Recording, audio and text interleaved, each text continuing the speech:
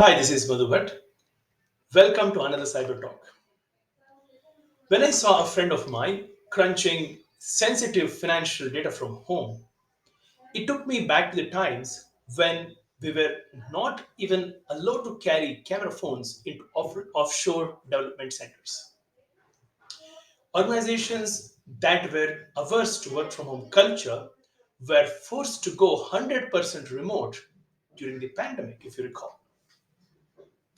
Although employees have started returning to office, in some cases they've returned to a large extent, in some cases offices have started calling them, etc. But largely, I think hybrid work is going to stay. Just because hybrid work culture has picked up so much, does it mean that insider threat has it disappeared?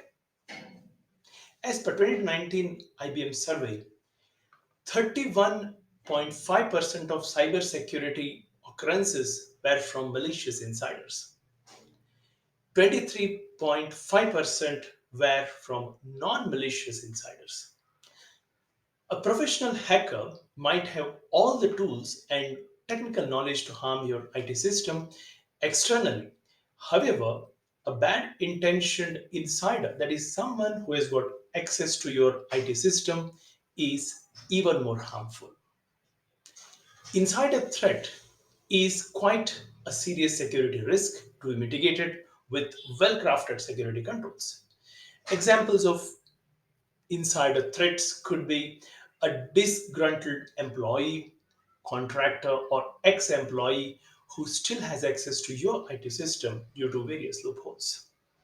These people may cause serious damage, such as leaking sensitive information to a competitor, making use of confidential information for illicit purposes, and many more ways that can cause serious damage to your organization.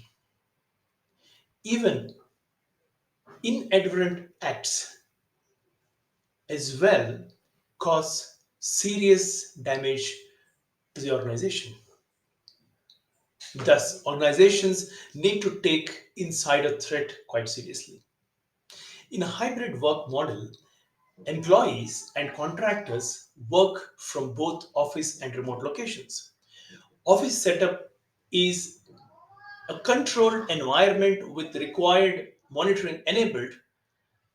Security policies are enforced rigorously, and in fact, employees tend to follow the policies implicitly too. However, human behavior is impacted by our surroundings and our physical location. As per a social psychology article, people will change their behavior to align with the social situation. Thus, what can be done? Firstly, zero trust. Don't trust anyone irrespective of whether the user is behind the office firewall or somewhere else. While zero trust is not a new concept, this has gained a lot of popularity post COVID-19 pandemic.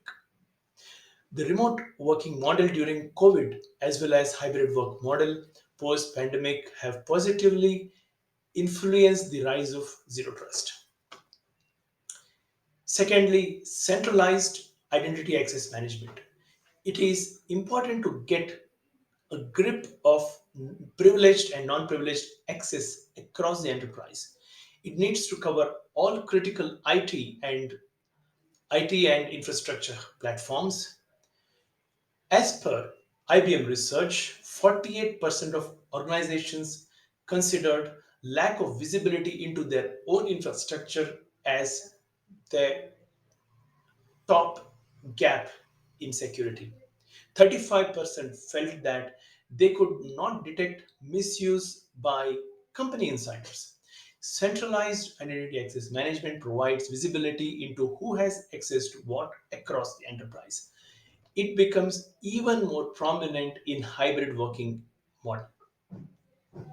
Then monitoring. Although a remote work environment can't be compared to an office setup, Organizations need to come up with some kind of intelligent monitoring, maybe. This is not about the trust, but about creating a secure yet flexible working environment. More importantly, organizations need to be transparent about the level of monitoring they perform. With the advent of artificial intelligence, machine learning, and the cloud, there are limitless possibilities for designing some of these intelligent solutions. Another aspect is the monitoring should not interfere with privacy. It's another aspect as well as employees' day to day work. Finally, cybersecurity is an enabling function. Security controls such as employee monitoring, might seem that organizations don't trust their own employees or people. If I were to compare this to frisking in the airport, that's also a security function. If we take frisking as an embarrassment, we might lose our lives to deadly acts of hijackers. Organizations need to communicate with employees as to why they need to monitor and be transparent about it. As the threat landscape changes, security controls need to evolve and provide level of protection and confidence to organizations and employees. While physical ODCs or offshore development centers might have disappeared for some time or they might have come back, before anything bad happens, I think organizations need to intelligently adopt to new ways of hybrid working without compromising security. Thank you. That's all for today. Bye.